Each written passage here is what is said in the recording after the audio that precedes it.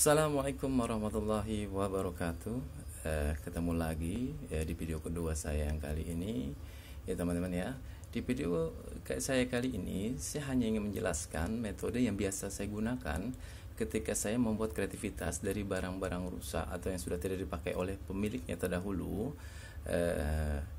Baik, kita langsung aja deh untuk mempersingkat waktu. Di video yang ketiga barulah insya Allah kita akan membuat kreativitas tapi metode pemasangan kelistrikan ini ya, seperti yang saya akan jelaskan seperti ini. Nanti teman-teman bisa menyimpulkan, oh masangnya seperti itu, nantinya dia pasti masang seperti itu. Oke teman-teman, kita langsung aja ya.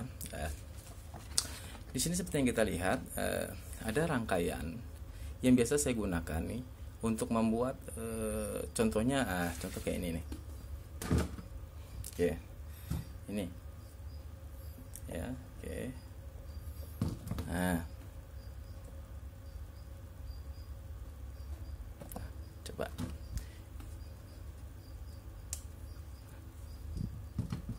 Nah, ini lampu emergency. Nah, contoh lampu emergency, gak kelihatan ya baterainya di mana. Nggak kelihatan. Baterainya saya taruh di sini, saklarnya di sini, ya teman-teman ya. Kabelnya ada di sini semua. Ya, ini lampu ini saya pakai lampu bekas senter ya, bekas senter baterai yang biasa dipakai yang jarak panjang itu, yang model lurus batang itu ya teman-teman ya. Oke, kita langsung aja mengenai metode pemasangannya. Nah, ini ada kutub positif atau plus ya teman-teman ya, bisa lihat sini. Oke. Ini min ya. Kutub plus ini saya selalu gunakan yang kabel yang berwarna ya, untuk menandakan biar supaya nggak tercampur atau saya nggak bingung lagi. Biasanya saya pakai kabel yang bekas-bekas ini nih ya teman-teman ya, bekas-bekas internet atau kabel seperti itu lah, seperti itulah. Oke. Nah, ini selalu saya gunakan ini nih. Contohnya ya, nih. Nah, ini banyak sekali di tempat-tempat pembuangan barang bekas, di lapak-lapak pengoper lapak ya. Saya beli yang kayak begini-begini nih. Banyak ini kan. Nah, saya ambil atasnya aja selalu. Oke. Plus ini saya hubungkan ke bagian di ujung ini nih, di bagian atas. Dia kan ada dua. Ini ground, minnya ya, min baterai. Ya, saya tempelkan di tempat min. Nah, ini tengah ini bagian plusnya, yang atas. Jadi saya plus baterai ini saya larikan ke atas. Yang ground ini belakang ini saya larikan ke posisi samping ini.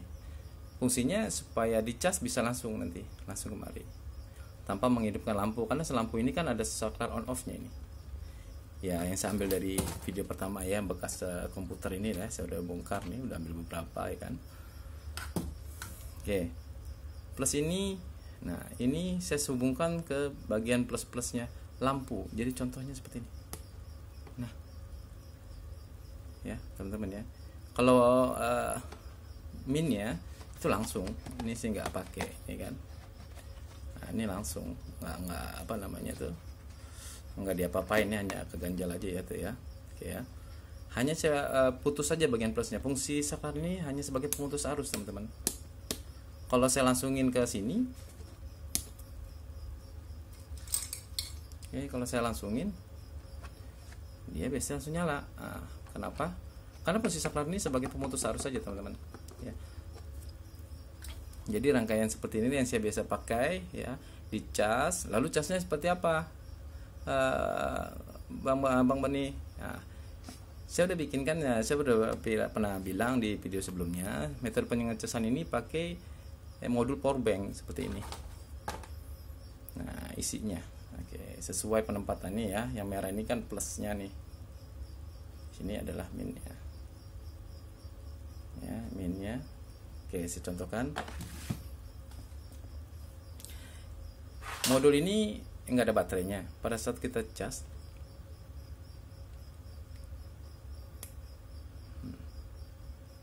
ya, pada saat kita cas dia cuma ada satu lampu yang nyala karena nggak ada baterai. Kalau kita kasih yang ini ya, kita colok ke sini, oke.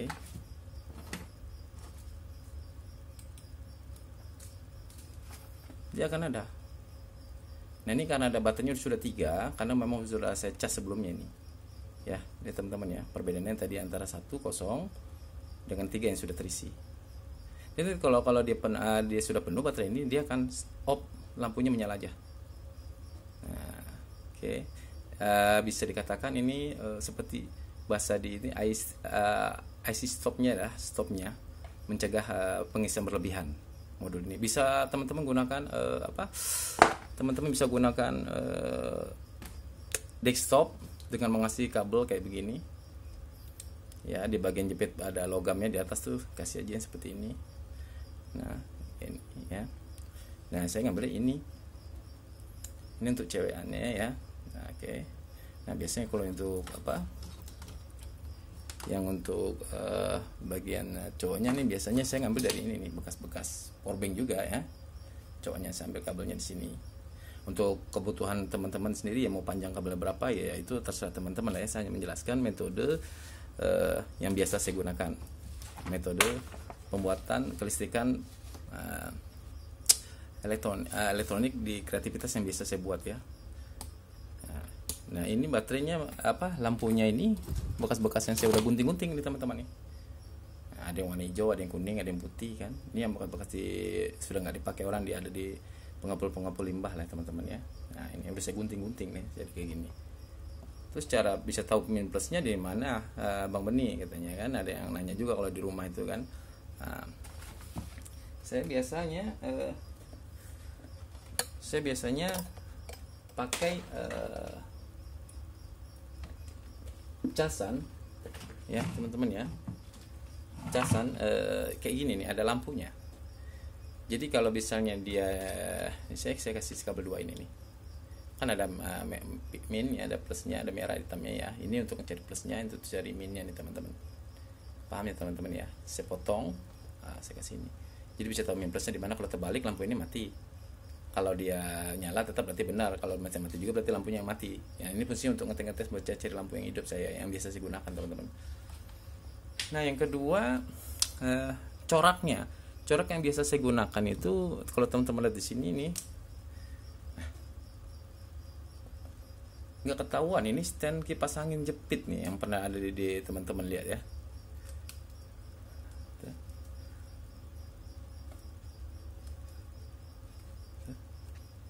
Ya.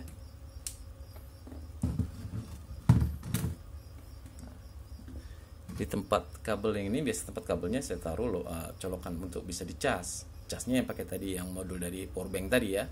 Nah, kebanyakan kan powerbank yang sudah yang sudah tidak digunakan, yang sudah dibuang, ada di tempat-tempat pengumpul barang bekas itu, kebanyakan ini baterainya ngembung. Nah, modul ini kemungkinan ya masih hidup lah. Ya 10 yang dibuang ya 8 hidup, 2-nya rusak kebanyakan. Yang saya kan udah sering main yang begini kebanyakan baterai lah umumnya ya teman-teman ya. Kalau yang untuk pengecasan ini banyak macam teman-teman. Bisa dari bekas elektronik ini nih, bekas TV atau bekas alat atau apa, kita butuh ininya sama ininya supaya pengecasan biar bisa dicabut pasang. Terus yang keduanya, ini udah sampai sini udah jelas ya teman-teman ya, metode yang biasa saya pakai ya. Nanti teman-teman kalau ada yang perlu dipertanyakan, pertanyakan aja di komentar, insya Allah nanti saya jawab sebatas kemampuan saya ya teman-teman ya. Ini sudah ya saya jelaskan teman-teman ya. Oke ya. Oke.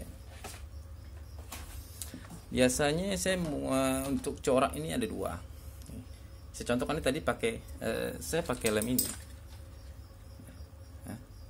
Saya corak-corak begini, ini teman-teman bisa bedakan antara yang belum saya cat di tempat bidangnya. Ini saya cat hitam terlebih dahulu ya teman-teman ya, kayak ini ya, kayak ini hitam dulu. Nah ini contohnya, saya ada cat warna tembaga, ini saya udah beli.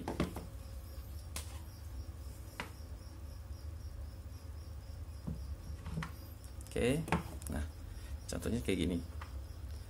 Teman-teman cukup di disepuh aja.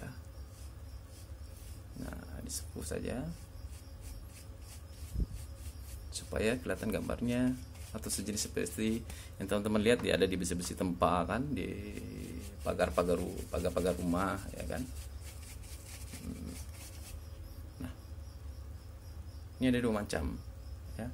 Ada warna tembaga, ada warna gold emas ya teman-teman ya. Nah, ini biasa saya pakai nih untuk apa? Untuk kreativitas saya, untuk membuat corak-corak supaya terlihat lebih antik lah, yang enggak ya unik aja. Saya senang kalau model-model begini.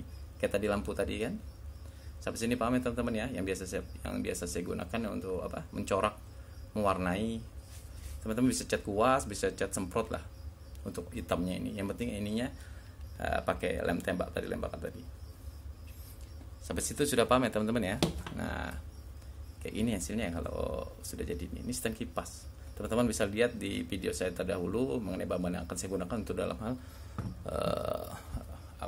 kreativitas saya yang saya gunakan. Oke.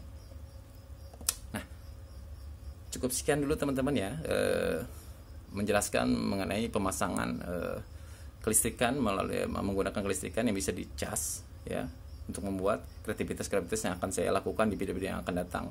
Teman-teman cukup like, share, and subscribe, ketik lonceng notifikasinya supaya bisa mendapatkan video-video terbaru dari saya, dari Ronald Wongsamani.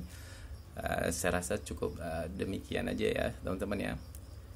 Assalamualaikum warahmatullahi wabarakatuh.